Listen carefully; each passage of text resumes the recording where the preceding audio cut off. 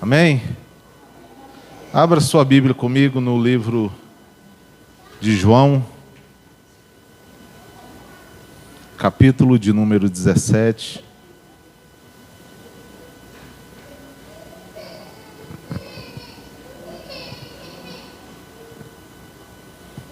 João, capítulo 17. Amém? Glória a Deus.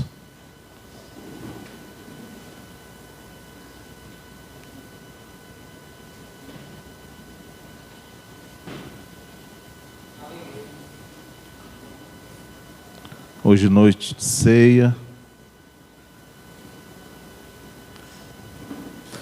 Daqui uns dias nós vamos ter batismo novamente. Amém? E você que quiser batizar-se, depois pode procurar a Luciene, dá o seu nome lá para ela, que nós vamos já preparar o novo dia do batismo. Nós já temos algumas pessoas que querem batizar-se. E também nós temos que receber algumas pessoas que estão chegando na igreja. Amém? Então, dê o seu nome a Luciene e nós vamos colocar você também na lista de curso. Temos que fazer o curso de batismo e depois partir para o batismo. Glória a Deus.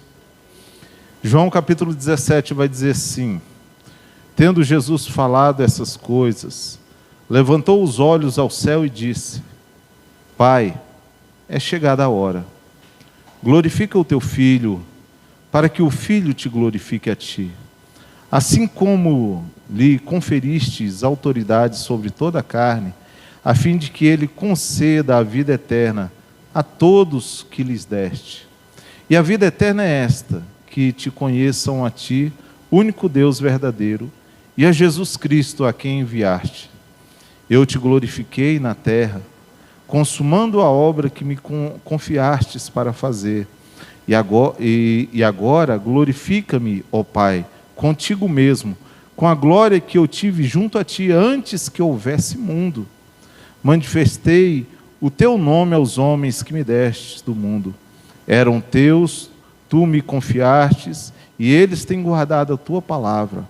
Agora eles reconhecem que todas as coisas que tens dado provêm de ti, porque eu lhes tenho transmitido as palavras que me destes, e eles as receberam, e verdadeiramente conhecem que saí de ti, e creram que tu me enviaste.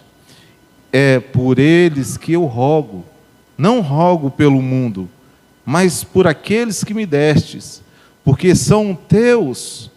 Ora, todas as minhas coisas são tuas, e as tuas coisas são minhas, e neles eu sou glorificado. Já não estou no mundo, mas eles continuam no mundo, ao passo que eu vou para junto de ti. Pai Santo, guarda-os em teu nome, que me deste, para que eles sejam um, assim como nós. Quando eu estava com eles, guardava-os no teu nome que me destes, e protegi-os, e nenhum deles se perdeu, exceto o filho da perdição, para que se cumprisse as Escrituras. Mas agora vou para junto de ti, isto falo no mundo, para que eles tenham o meu gozo completo em si mesmo. Eu lhes tenho dado a tua palavra, e o mundo os odiou, porque eles não são do mundo, como eu não sou do mundo. Não peço que os tire do mundo, e sim que os guarde do mal. Eles não são do mundo, como também eu não sou. Santifica-os na verdade, a tua palavra é a verdade. Assim como tu me enviastes ao mundo, também eu os enviei ao mundo. E a favor deles eu me santifico a mim mesmo, para que eles também sejam santificados na verdade. Não rogo somente por estes, mas também aqueles que vierem a crer em mim por intermédio da sua palavra, a fim de que todos sejam um, e como és tu, ó Pai, em mim, e eu em ti, também sejam eles em nós, para que o mundo creia que tu me enviastes. Eu lhes tenho transmitido a glória que me tens dado, para que sejam um como nós somos, eu neles e tu em mim, a fim de que sejam aperfeiçoados na unidade, para que o mundo conheça que tu me enviastes e os amastes como também amastes a mim. Pai, a minha vontade é que onde eu estou estejam também comigo os que me destes, para que vejam a minha glória que me confiastes, porque me amastes antes da fundação do mundo. Pai justo, o mundo não te conheceu, eu, porém, te conheci, e também estes compreenderam que tu me enviastes. Eu lhes fiz conhecer o teu nome, e ainda o farei conhecer, a fim de que o amor com que me amastes esteja neles, e eu neles esteja. Amém? Vamos orar. Senhor, nós queremos agradecer pela tua palavra, a tua palavra que nos santifica, a tua palavra que nos lava, a tua palavra que nos purifica, que nos dá entendimento da grandeza do amor de Jesus em nós, do amor de Deus. Por isso, Senhor, ó Pai, nessa noite, fala ao coração de cada um que aqui está. Nós estamos num momento solene, ó Pai, que é um momento de ceia, momento de estarmos, ó Deus, com o nosso coração quebrantado e contrito na presença do Senhor. E nós, nessa noite, a única coisa que vem aos nossos lábios e vem de dentro do nosso coração é pedir que o Senhor nos perdoe, é pedir que o Senhor nos santifique, é pedir que nós sejamos hoje, ó Pai, em nome de Jesus, dignos de comer o pão e beber o cálice, estejamos, ó Deus, em um coração só, em um só pensamento neste lugar, e que o Senhor fale abundantemente conosco, transmitindo a tua mensagem que será pregada nesta noite, para a glória do nome do teu Filho amado Jesus. É o que eu peço em nome de Jesus. Amém e amém. Amém. Irmãos, esse texto é um texto que mostra a oração chamada de oração sacerdotal. Jesus, antes de subir ao monte e orar, ele dá instruções aos seus discípulos. Se você pegar o capítulo 14, 15, 16, você vai ver Jesus instruindo os discípulos e mostrando a eles aquilo que haveria de vir, aquilo que haveria de acontecer. Nós vemos Jesus falar sobre a vinda do Espírito Santo, nós vemos Jesus falar que Ele é a videira verdadeira, e que nós somos os ramos. Nós vamos ver Jesus instruindo os seus discípulos, porque Ele sabia que havia chegado a sua hora, e que Ele iria partir, e que os discípulos iriam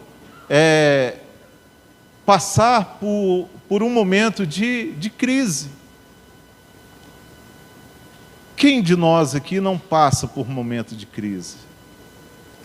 O título da mensagem de hoje é chegada a hora. E eu peguei do primeiro versículo, quando Jesus diz: Pai, é chegada a hora.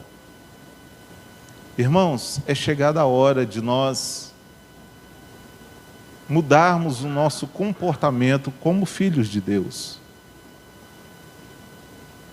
É chegada a hora de nós mudarmos a nossa mente, porque Paulo vai dizer em Romanos 12 que a nossa mente não pode ser a mente deste mundo, que a nossa mente tem que ser uma mente renovada, transformada. É chegada a hora de nós, como filhos de Deus, mudarmos o nosso posicionamento no que se diz respeito à nossa vida espiritual. Se eu perguntar para você aqui, como anda a sua vida espiritual? qual o relato que você me daria? Se eu perguntar a você aqui como que tem andado a sua vida devocional, eu não posso ser hipócrita e dizer para vocês que nesses dias eu tenho estado como na época na qual eu não estava trabalhando no secular.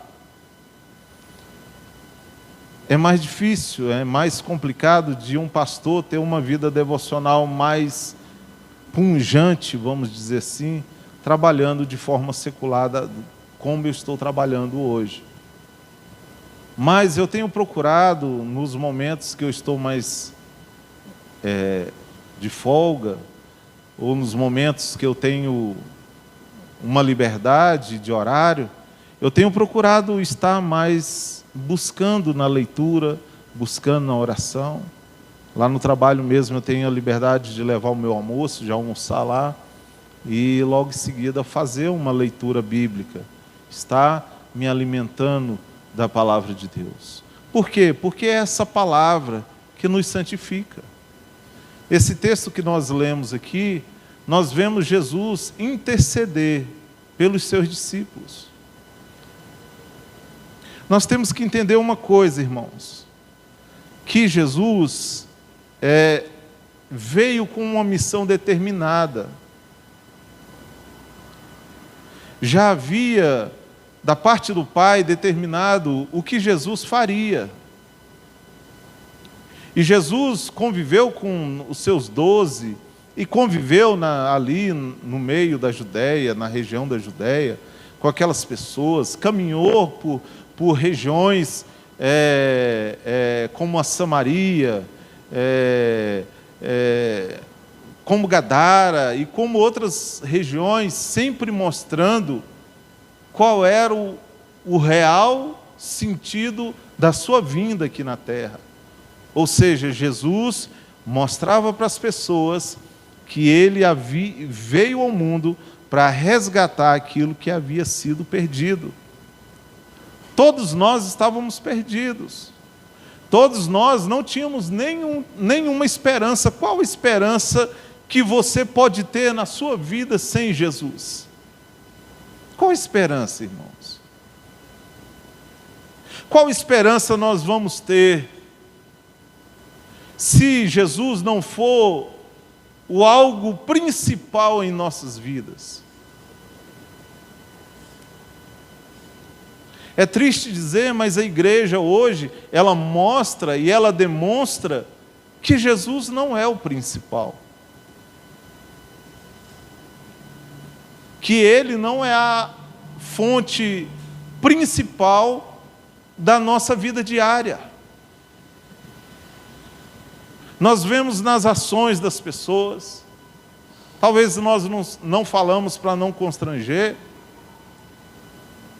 mas a gente vê que fora da vida religiosa da igreja, a igreja não tem sido igreja. Nós somos questionadores, nós questionamos tudo. Nós temos que questionar falsas doutrinas, sim. Mas na vida comunitária da igreja, nós queremos questionar tudo. Por que o pastor pintou a igreja de cinza? Por que esse violão é amarelo? Podia ser preto. Por que essa taça podia ser uma coisa mais simples? Nós questionamos.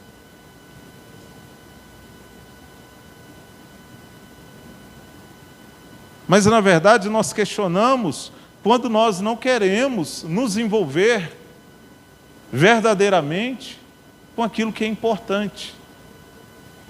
Porque quando nós nos envolvemos com aquilo que é importante, nós paramos de questionar e passamos a ajudar. A Ângela falou aqui de trazer os alimentos da cesta básica. Será que quando você traz o alimento da cesta básica, você fica questionando para quem que eu vou dar?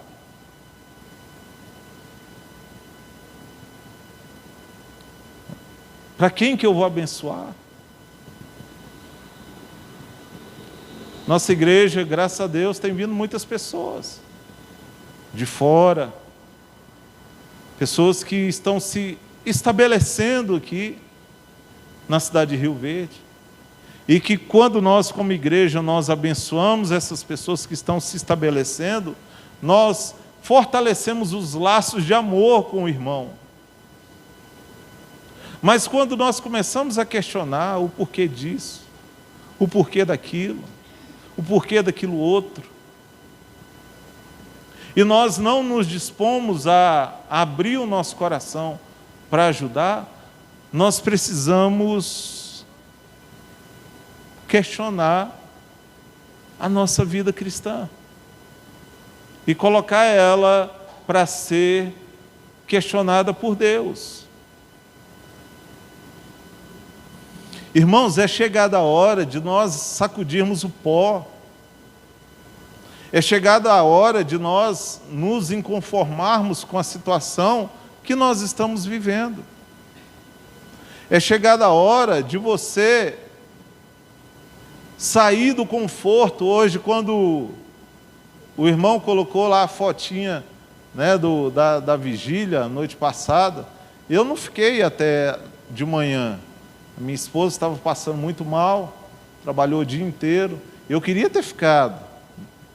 Aí chegou o Marcos lá, e a gente estava ali numa comunhão boa ali, eu queria ter ficado, mas ela estava numa situação ruim, que eu tinha que compreender e levá-la embora para casa. Mas eu queria ter ficado, porque é momento de estreitar laços. Tivemos o lanche ali, gostoso, né? Tinha comida até demais, que o irmão Frank... levou um cachorro-quente para mim. Eu olhei para o cachorro-quente e falei assim, eu não quero mais não, já tinha comido tanto, já que o cachorro-quente eu não experimentei. Acabei me escondendo do cachorro-quente. Mas por que alguns se mobilizam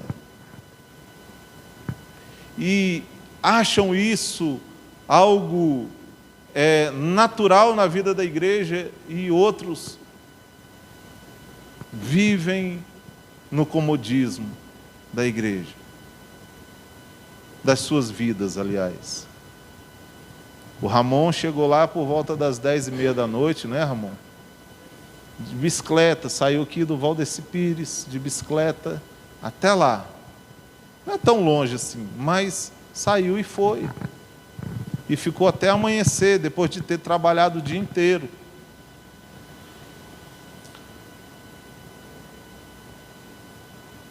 É chegada a hora, irmãos, de nós abrirmos os nossos olhos, porque Jesus está às portas. E Ele vai requerer de você e de mim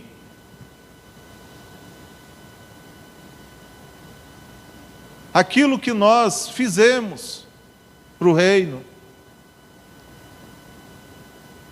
Ele vai requerer de você, não vai querer saber o que você conquistou de bom aqui, Ele vai querer saber o que você conquistou para o reino. Esse texto é tão interessante que Jesus, o tempo inteiro, Ele vai apontando para o Pai.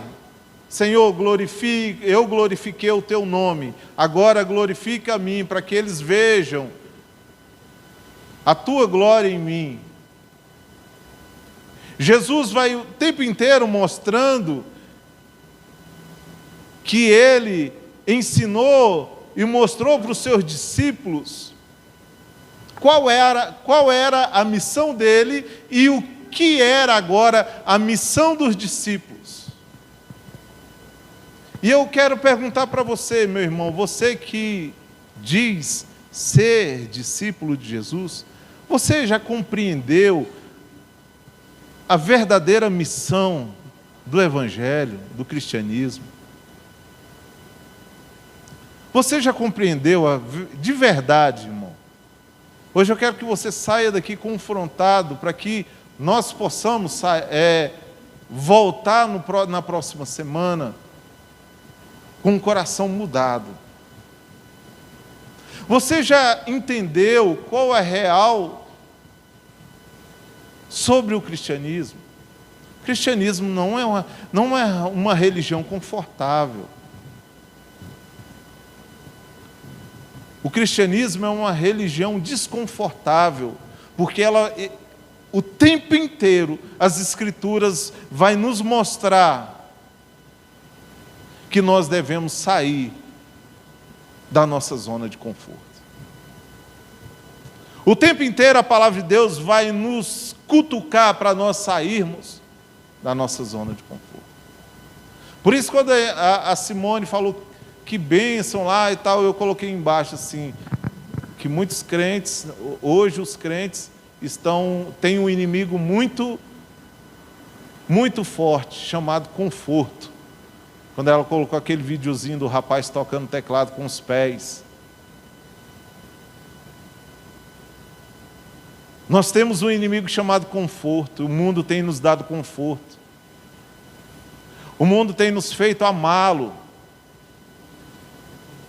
E nós amamos esse mundo com toda a intensidade do nosso coração. Nós levantamos um ídolo chamado mundo no nosso coração e levantamos um altar tão grande no nosso coração para esse ídolo, que hoje nós temos uma grande dificuldade de reverter a situação espiritual em que nós vivemos.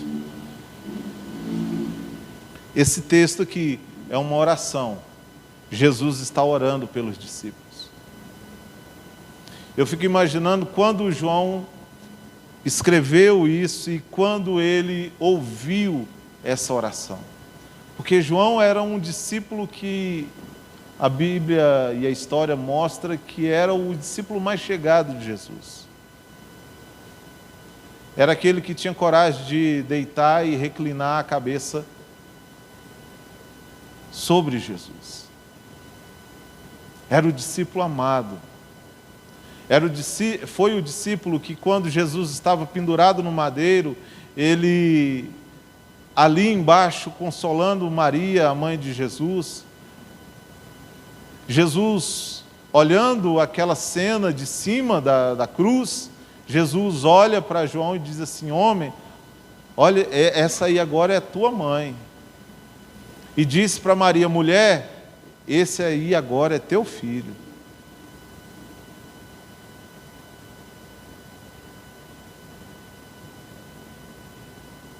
De tanta intimidade que João, e de tanto amor que Jesus tinha por João. E eu fico imaginando quando João estava ouvindo essa oração. Porque essa oração, irmão, ela é uma oração não só para os dias que eles estavam ali vivendo. É uma oração que se estende para a igreja hoje, para nós. É uma oração que se estendeu a todos nós, porque aqui Jesus está falando dos eleitos de Deus.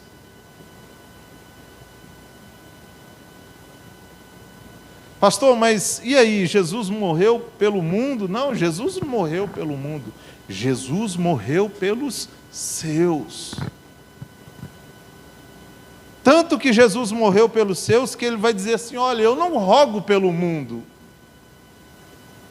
mas eu rogo por aqueles que tu me destes, que aqueles que são teus. Que oração linda, irmãos, que oração linda. No versículo 8 ele vai dizer assim, porque eu lhes tenho transmitido as palavras que me deste. Jesus veio para transmitir uma mensagem para nós. E essa mensagem ecoa nos dias de hoje. E essa mensagem não é a mensagem de que você vai ser o bambambam, não. Essa mensagem é a mensagem que mostra que você é pecador e que você precisa de um Salvador. Que nós somos pecadores e que nós precisamos de um Salvador. Nós estávamos como a deriva no mar, e Ele se mostrou como salva-vidas. Nós estávamos à deriva, sem esperança, sem Deus no mundo, perdidos. Irmãos, isso não é só uma perdição intelectual, não. Não é só uma perdição moral. Nós estávamos corrompidos em todos os aspectos imagináveis da vida do homem. Na teologia nós chamamos de depravação total. O homem é depravado na sua totalidade. Não existe nada de bom no homem. Você pode até não concordar, mas então não concorde com a Bíblia. Porque é isso que a Bíblia mostra. Que nós estávamos longe de Deus e éramos, o apóstolo Paulo vai dizer, inimigos. Quem é inimigo de Deus? Todos nós éramos inimigos de Deus. Todos. Pastor, mas eu sou uma pessoa boa, moralmente boa, eu nunca fiz mal a ninguém, eu procuro levar a minha vida num padrão de moralidade e de respeito. Sim, muito bom. Mesmo assim, você é corrupto e o seu coração é mau.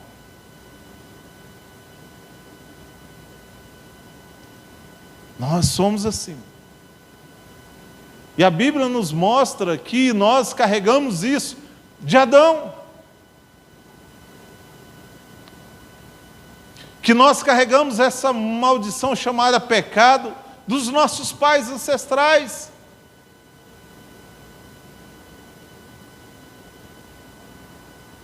E nós precisamos entender que só há uma forma de mudar essa situação. Só existe uma forma de você ser transformado na sua alma. Só existe uma forma de você ser transformado na sua mente. É através do conhecimento de quem Deus é. É através do conhecimento daquilo que Jesus fez por você. Essa oração, imagina Jesus aqui orando por homens que ele sabia que iria traí-lo. Fique imaginando, irmãos, pare para pensar, Jesus comendo com os discípulos a última ceia. Imagine. Volte 2000 anos na história e sente na mesa. Aí na sua mente, na sua cabeça. Imagina ali aquela mesa posta em um cenáculo humilde, pequeno. Não é como aquelas fotos que a gente vê aí, não, viu? Aquelas pinturas, aquela coisa pomposa, não era nada daquilo.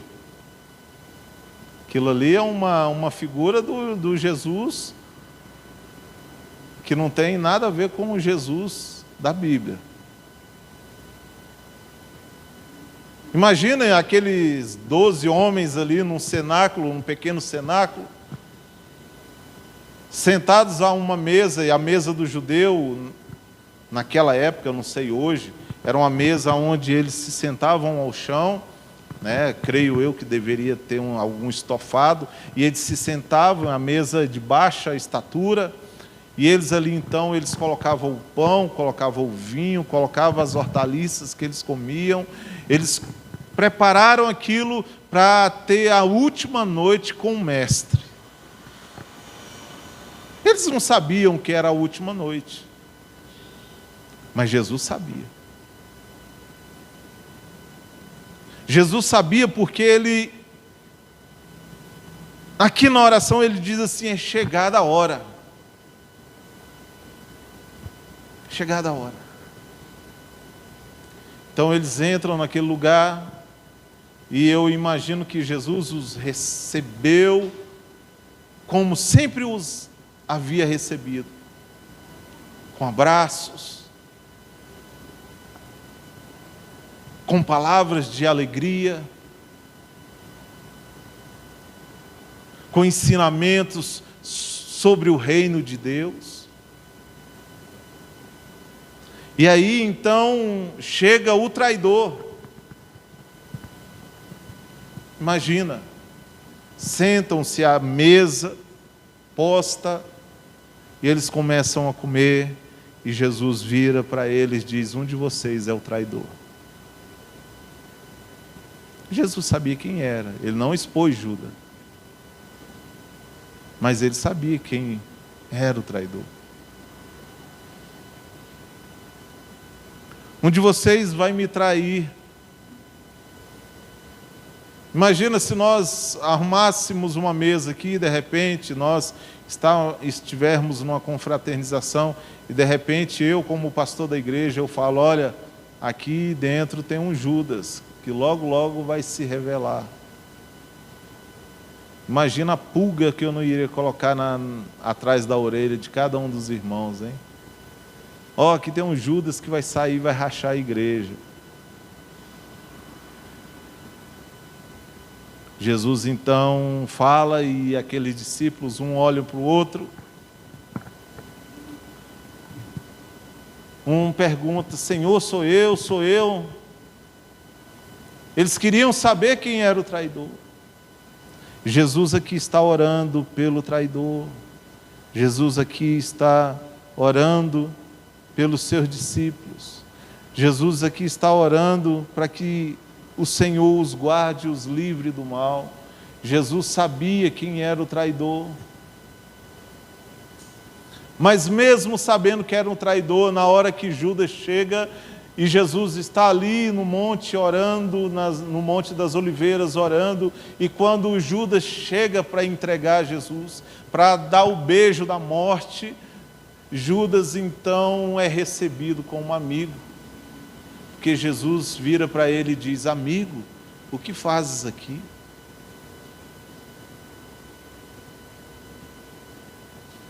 Jesus recebe ele como amigo, mesmo sabendo que aquele beijo era o beijo da morte, o beijo da traição, o beijo amargo. E Jesus aqui, eu lendo o comentário de João Calvino a respeito do capítulo 17, João Calvino diz que Jesus aqui, ele estava mais a mente dele, o coração dele estava mais no céu do que na terra. No seu comentário, João Calvino vai dizer assim: olha, Jesus, com essa oração, mostrava que a missão dele já estava completa e que ele estava mais já no céu do que na terra. O coração dele já estava no céu, não estava mais aqui. E nós vemos isso de uma forma tão gloriosa nesse texto, que Jesus vai dizer assim, olha só, versículo de número 9, é por eles que eu rogo, não rogo pelo mundo, mas por aqueles que me deste, porque são teus. Ora, todas as minhas coisas são tuas, e todas as suas coisas são minhas, e neles eu sou glorificado. Já não estou mais no mundo. Olha só. Diante dessa afirmativa de Jesus, Calvino vai dizer, olha, Jesus já estava com o coração dele no céu. Já não estou no mundo mais. Mas eles continuam no mundo. Eles quem? Os discípulos. Eles quem? Nós. Eles quem? Todos que virão a crer em Cristo Jesus, por causa da palavra. Eles continuam no mundo, ao passo que eu vou para junto de ti. Pai Santo, guarda-os no teu nome, que me destes, para que eles sejam um, assim como nós. Tem uma música do Fernandinho que diz assim, baseada nesse texto, que ele vai dizer assim, temos que ser um, como o Pai em Cristo é. Temos que ser um, para que o mundo veja que o Pai nos enviou, temos que ser um. Por isso que eu falo na questão dos questionamentos que nós fazemos na igreja. Não questione o seu irmão, ajude-o. Não questione a vida do seu irmão, ajude-o a caminhar. O grande problema nosso é de levantar quem está caído. Nós não aprendemos ainda a levantar quem está caído. Nós não aprendemos ainda a ajudar aqueles que precisam. Porque nós questionamos tudo, nós vivemos num mundo de questionamentos.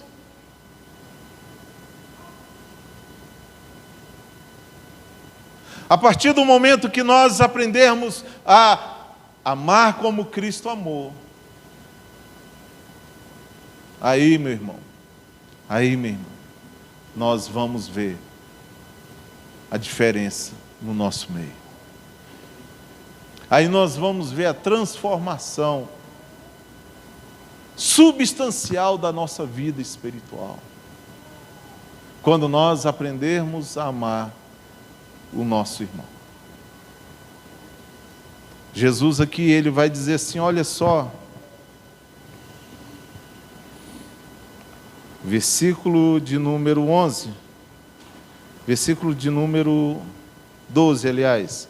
Quando eu estava com eles, guardava-os no teu nome, que me destes, e protegi-os, e nenhum deles se perdeu, exceto o filho da perdição, para que se cumprisse as Escrituras. Olha, Jesus guardou cada um dos discípulos. Se nós pegarmos, o único que se perde, de fato e de verdade, é Judas. Pedro nega Jesus. Os outros discípulos, quando Jesus é preso, todos eles vão embora. De certa forma, todos eles viraram as costas para Jesus. Mas, irmão, chegou um momento em que eles voltaram. Porque a palavra que havia sido semeada no coração deles, a mensagem que eles receberam, ela floresceu. Eu pergunto para você, a mensagem que você tem recebido tem florescido?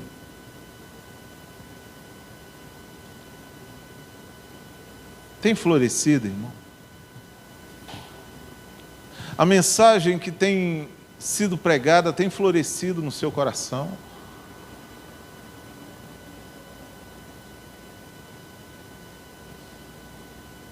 Ou tudo que eu prego aqui é em vão, irmãos?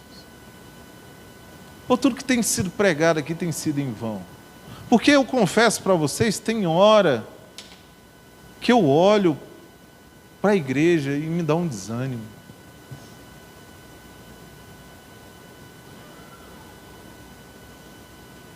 Dá um desânimo com a falta de compromisso.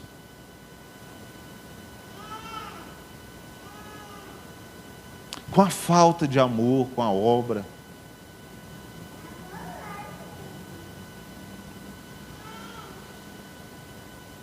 Às vezes até falta de respeito até com a minha pessoa, que sou o pastor da igreja.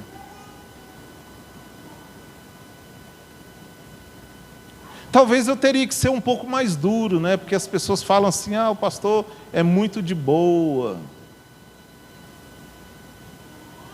Talvez eu tenha que ser aquele pastor mercenário, corrupto, aquele pastor inacessível, aquele pastor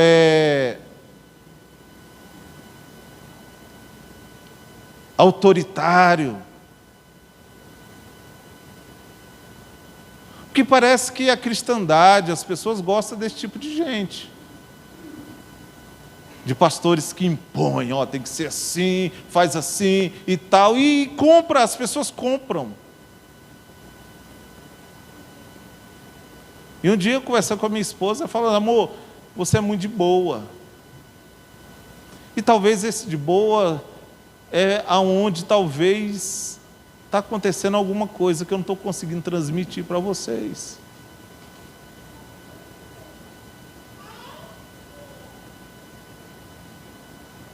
Porque a mensagem tem sido pregada.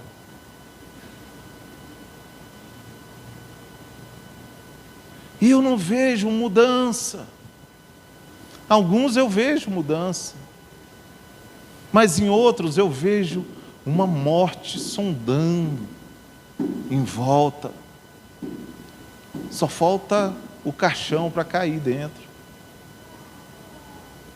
Irmãos, isso é muito sério, sabe por quê? Porque a Bíblia diz que muitos de nós estamos nos enganando acerca da salvação. Ninguém é salvo por frequentar uma igreja. Ninguém é salvo por gostar do pastor e achar o pastor gente boa. Ninguém é salvo por isso. Nós somos salvos a partir do momento que o nosso coração se arrepende. A partir do momento que nós mudamos a nossa rota. A partir do momento que você começa a nadar de forma contrária a tudo que o mundo tem pregado e tem mostrado e tem colocado como via de regra para você.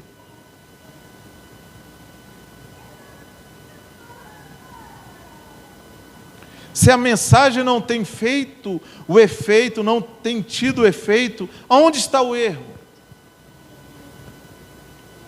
Onde está o erro? Porque aqui nessa oração, nós vamos ver que Jesus ora pelos seus, e nós vamos ver que lá na frente as coisas dão uma debandada, a coisa fica feia, as coisas pioram. Jesus é preso, Jesus é morto. Logo Jesus ressuscita ao terceiro dia, e eles ficam felizes, eles acham que Jesus vai ficar ali. Não, Jesus vai embora para o Pai. E agora eles estão sós. Agora o mestre não faz parte mais, porque o mestre foi, cumpriu o projeto e cumpriu tudo aquilo que ele tinha para fazer. Agora, tudo o que ele tinha deixado como mensagem, como projeto, como regra para a igreja, como regra para os seus discípulos, agora teria que ser colocado em prática. Mas como? Se aqueles homens estavam com medo. E eu olho muitas vezes para a situação hoje da igreja e vejo uma igreja com medo.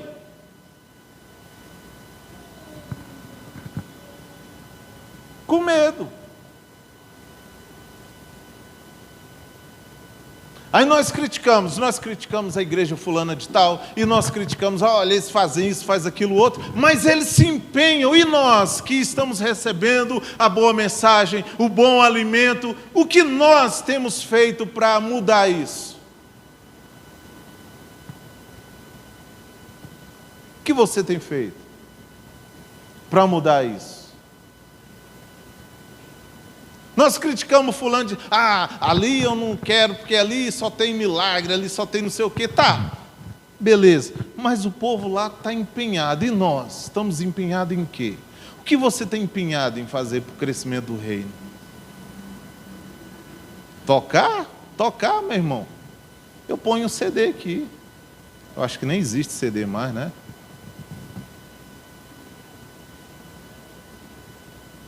Nós cantamos na mão aqui, ó.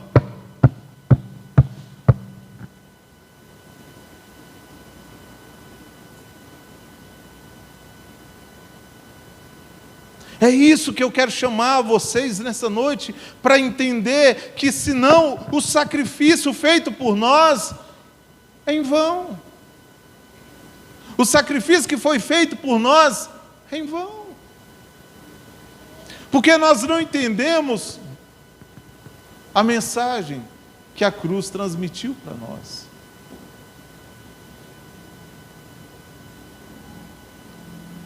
A mensagem que a cruz transmite para nós é uma mensagem de renúncia. E aqui eu falo para vocês maridos, viu? Os homens. Vou dar um puxão de orelhas em vocês aqui agora. Tem muitos maridos aqui que estão matando o sonho das suas mulheres. Sonho espiritual. Muito marido que é omisso nas questões espirituais. E Deus vai cobrar isso amargamente de você. Cada centavo, cada centil, Ele vai cobrar de você. Porque eu vou falar um negócio para vocês. As mulheres, se não fossem as mulheres dessa igreja aqui, a coisa já tinha degringolado.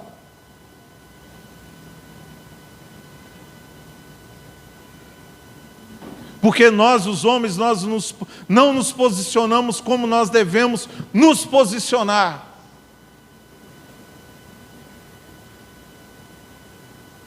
Dia de oração, tem mulher que pergunta quantos homens tem na oração. Pergunta quantos homens vão numa vigília. Pergunta quantos homens se dispõem a fazer alguma coisa para o reino de Deus. Se deixar as mulheres, soltar as mulheres, elas vão. Se colocar nas mãos delas, elas fazem. Nós, os homens, nós ficamos arrumando desculpa. Desculpa.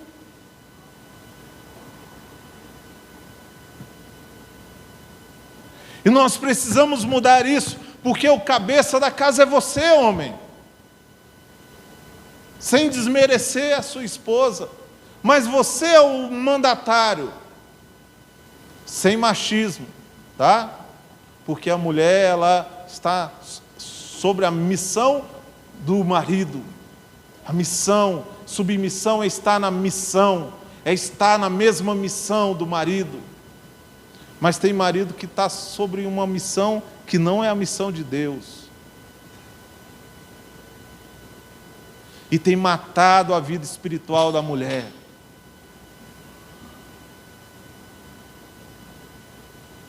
E aí nós estamos aqui no culto, e nós achamos que isso aqui é o bastante. Irmão, isso aqui não é o bastante. Isso aqui não é o bastante, se você não tiver uma vida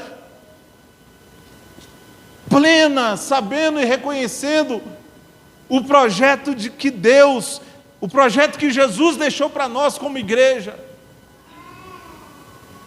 Por quê? Porque olha só, no versículo 13, Jesus vai dizer assim, ó, mas agora eu vou para junto de ti.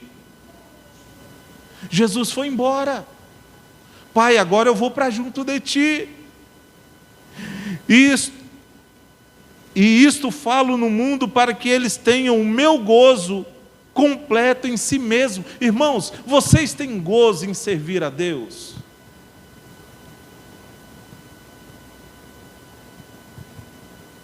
Vocês têm alegria, verdade? Fala de verdade. Tem alegria de servir a Deus?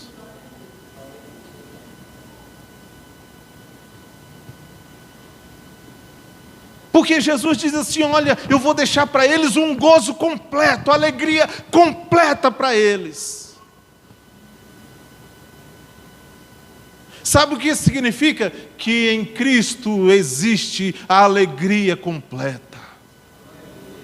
Existe a alegria completa. E é uma alegria que independe do se seu bolso está cheio ou vazio. Se você está bem de saúde ou mal. Independe disso. É gozo completo. É você deitar no seu travesseiro, sabendo que amanhã a dívida está lá, e você dizer, Senhor, a tua vontade é plena na minha vida, faz a tua vontade. Faz a tua vontade. Sabe que hoje nós temos um mundo aí cheio de pessoas ansiosas? É porque nós não conhecemos ainda que há um gozo completo em Cristo.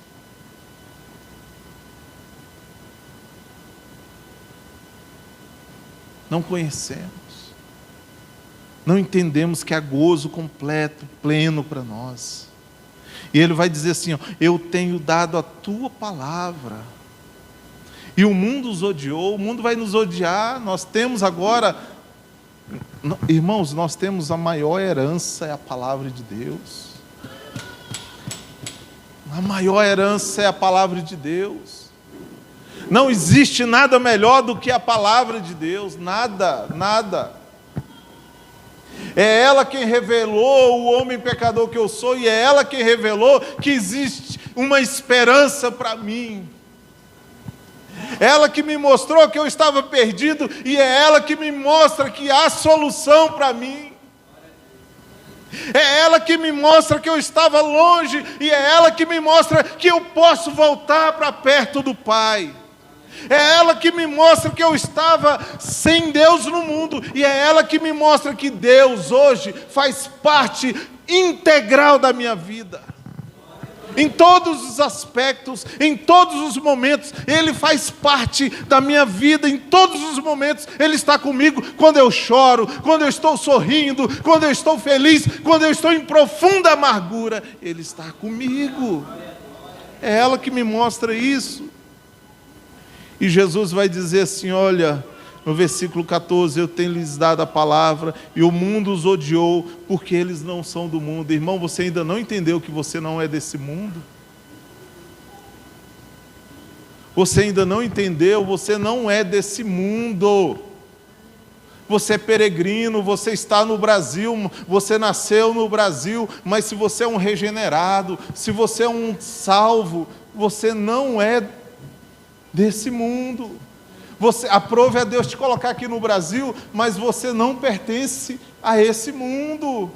Você nasceu aqui, mas a sua pátria, 1 Pedro vai dizer que a nossa pátria é celestial, ela está além daquilo que nós vivemos aqui, ela está muito além daquilo que nós podemos imaginar. Nós temos uma pátria, e é por essa pátria que nós temos que nos levantar.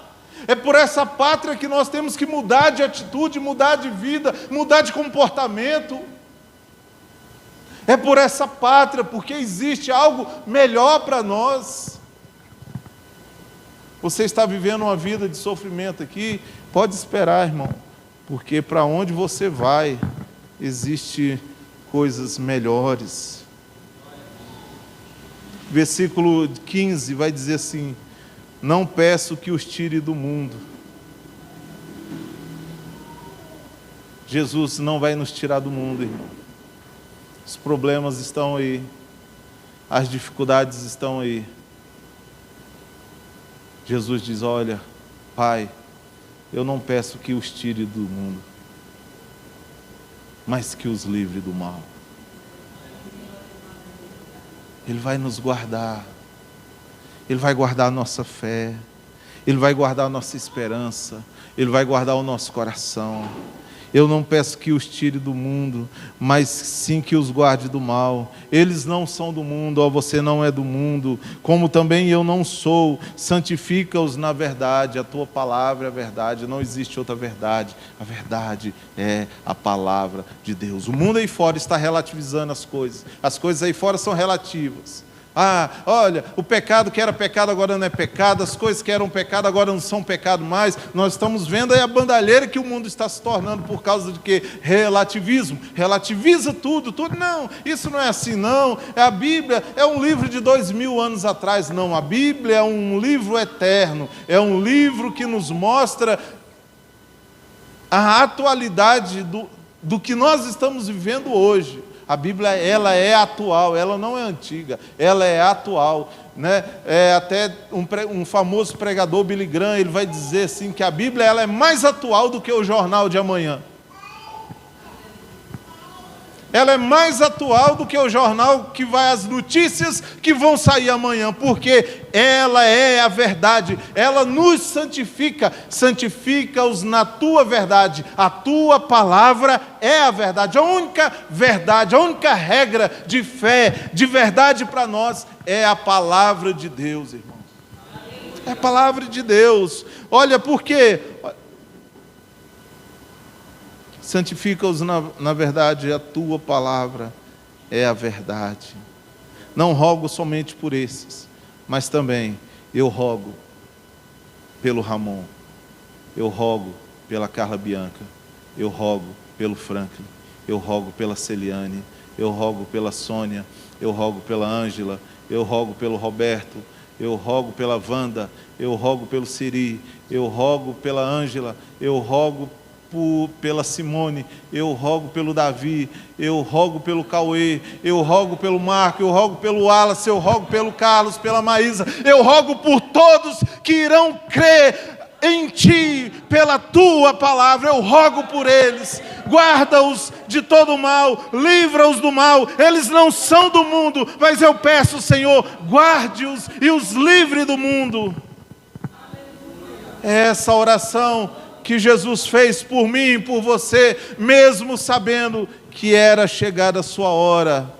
É chegada a hora. É chegada a hora de eu ser pendurado no madeiro, é chegada a hora. Imagina, Jesus estava falando isso com alegria, com gozo. É chegada a hora de completar a obra, é chegada a hora da redenção, é chegada a hora de trazer os filhos de volta para casa, é chegada a hora de fazer com que esses filhos sejam amados pelo Pai, é chegada a hora de mostrar ao Pai que eu entrego a minha vida em favor deles, é chegada a hora de advogar em favor deles, é chegada a hora.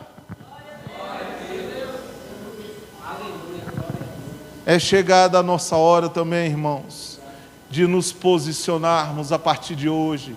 Hoje você vai comer o pão e beber o cálice. É chegada a hora de, quando você pegar o pão e pegar o cálice, dizer sim, eu não vou viver mais essa vida espiritual anêmica, essa vida espiritual fraca que eu tenho vivido. É chegada a hora de nós fazermos isso. E nós vamos fazer isso agora. Vamos comungar juntos como filhos de Deus, como irmãos em Cristo. Amém? Vamos comungar como igreja do Senhor Jesus. O Marcos e a Lohane já vão se posicionando, já vão pegando ali os elementos da ceia. E eu quero convidar todos vocês a ficarem de pé, mesmo que não vai tomar a ceia, fique de pé, nós vamos orar. Nós vamos pedir ao Senhor que nos perdoe. E é uma oração de confissão nesse momento, e você tem toda a liberdade de se colocar diante do Senhor neste momento e de pedir perdão pelas falhas que nós cometemos como igreja, por nossas indiferenças, por causa dos nossos pecados e delitos contra Deus. É momento de você orar. Peça isso, Senhor, em nome de Jesus. Nos perdoe, Deus. Perdoe a tua igreja. O Senhor nos amou de uma forma tão extraordinária, para que nós pudéssemos ter uma vida diferente, uma vida mudada, uma vida transformada. E nós estamos aqui hoje para pedir perdão pelos nossos pecados. Como igreja, nos perdoe. Perdoa os nossos pecados. Lava-nos no teu sangue. O sangue precioso que desceu do madeiro e nos alcançou. Nós oramos a Ti porque o Senhor é nosso advogado. E é o Senhor que advoga as nossas causas. E é, ó Pai, por causa do Senhor, por causa do Teu sangue, que a ira de Deus foi aplacada ali naquela cruz. Ah, Pai, é por causa do Teu sangue que nós, ó Deus, nos livramos da condenação do inferno. E a ira de Deus é aplacada no sangue do Filho, do Cordeiro, o Cordeiro Santo. Os umbrais das nossas portas estão, ó Deus, encharcados neste sangue redentor. E nós podemos nos alegrar nessa noite e dizer: obrigado, Jesus, pelo perdão, obrigado pela misericórdia, obrigado pelo grande amor do Senhor para conosco. Nesta noite, Senhor, perdoa a tua igreja, perdoe-nos, ó Pai, a negligência de como servimos ao Senhor, perdoa-nos. e nos levanta nessa noite como santos no mundo, ó Pai, como luz no meio das trevas, como sal, ó Deus, que traz sabor e que faz, ó Pai, que conserva esse mundo, em nome de Jesus. Em nome de Jesus. Em nome de Jesus. Abençoe o pão, o cálice. O pão que é o símbolo do corpo dilacerado do Senhor na cruz. O cálice que simboliza o sangue derramado, o sangue santo derramado por nós. Santifica-os, ó Pai, que ao comer e beber, nós possamos, ó Deus, ter a esperança no Senhor até o dia da Tua volta. Esperança que o Senhor tem nos guardado, tem nos livrado e tem sido o nosso, ó Deus, o nosso Redentor. Obrigado, Jesus. Aleluia. Você que é batizado nas águas, pode pegar o pão, pode pegar o cálice. Você que faz parte da igreja, pode pegar o pão e o cálice, em nome de Jesus.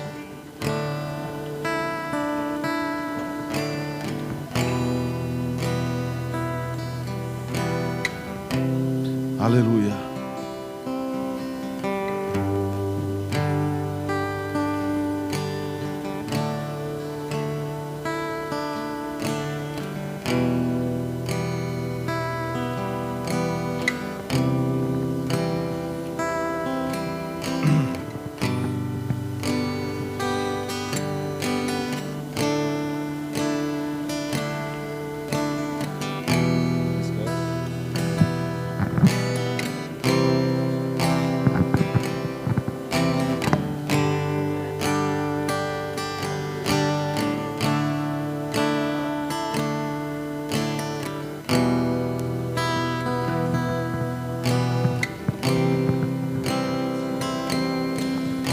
Aleluia.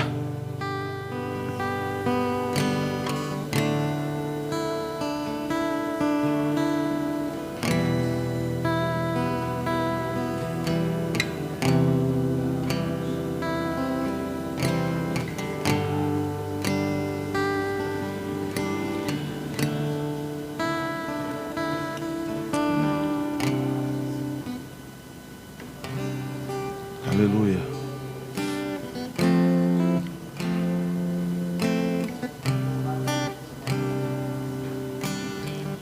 Glória a Deus. Todos pegaram já? Amém? Pegaram o pão, o cálice. Amém? A palavra de Deus vai dizer, 1 Coríntios capítulo 11, o apóstolo Paulo, dando a determinação da ceia do Senhor, ele vai falar: porque eu recebi do Senhor o que também vos entreguei, que o Senhor Jesus, na noite que foi traído, tomou o pão e, tendo partido, disse: este é o meu corpo que é entregue por vós. Fazei isso todas as vezes que comerdes em memória de mim. Que nós comamos como filhos de Deus, como igreja de Jesus, como o seu pão.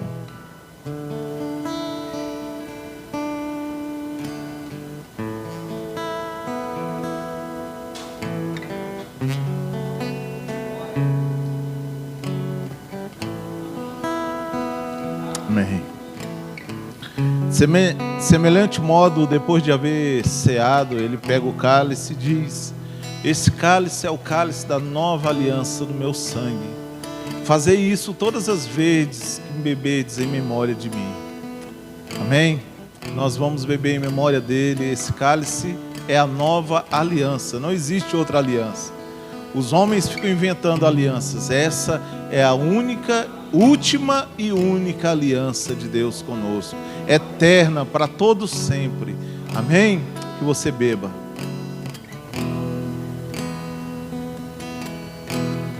Nada além do sangue,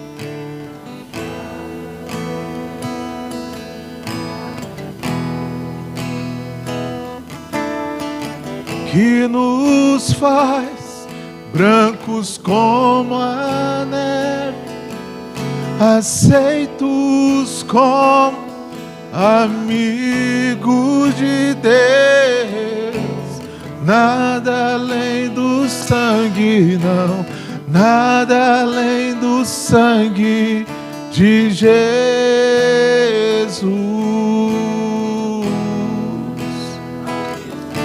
Tua cruz mostra tua graça, fala do amor do Pai que prepara para nós o caminho para Ele, onde posso me achegar somente pelo sangue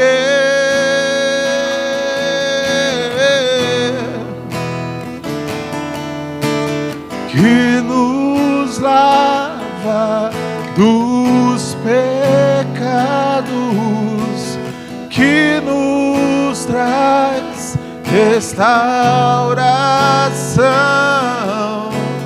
Nada além do sangue, não, nada além do sangue de Jesus,